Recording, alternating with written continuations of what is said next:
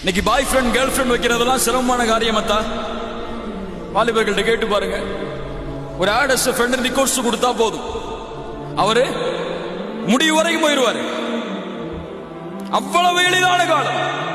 Living together நடக்குதா இல்லையா? ஒரு ஆணும் ஒரு பெண்ணும் திருமணம் செய்யாமல் வாழக்கூடிய வாழ்க்கை நம்ம நாட்டில் நடக்குதா இல்லையா? திருச்சியில இருக்காது எனக்கு தெரியல.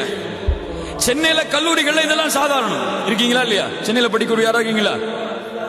சாதாரணம். ஒரு ஆணும் ஒரு பெண்ணும் திருமண உறவில்லாமல் சேர்வது சாதாரணம். என்ன செய்யறது? கல்யாணம் முடிக்க முடியல. ஒரு பெண்ணு மேல ஆசை இருக்கு, திருமணம் செய்யணும்னு ஆசைப்படுறோம். வீட்டுல அனுமதி இல்ல, கையில காசு இல்ல, வசதி இல்ல, செல்வம் இல்ல. ஆனா அந்த பெண்ணோட பேசணும் பழகணும். அதுக்காக ஹராமை செய்வியா?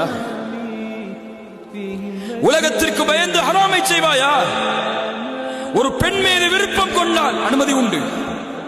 ஒரு பெண்ணை திருமணம் செய்ய வேண்டும் என்று ஆசைப்பட்டால் அனுமதி உண்டு.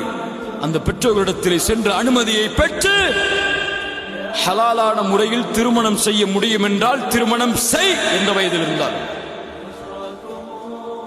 ஆனால் ஹலாலை செய்வது சிரமமாக இருக்கிறது என்பதால் ஹராமில் துளைத்து மரணத்தின் போது ஹராமில் மூத்தாகி விடாது. மூத்தா போனா 2 நாளைக்கு பிறகு உன்னை பத்தி பேச மாட்டாங்க. ஆனா உன் பாவம் உன்னோடதான் இருக்கும். எது உனக்கு முக்கியம்?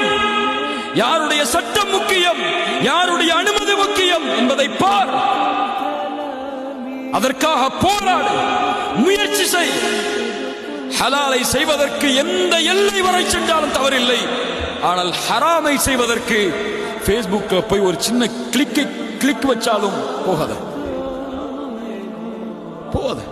தவறு.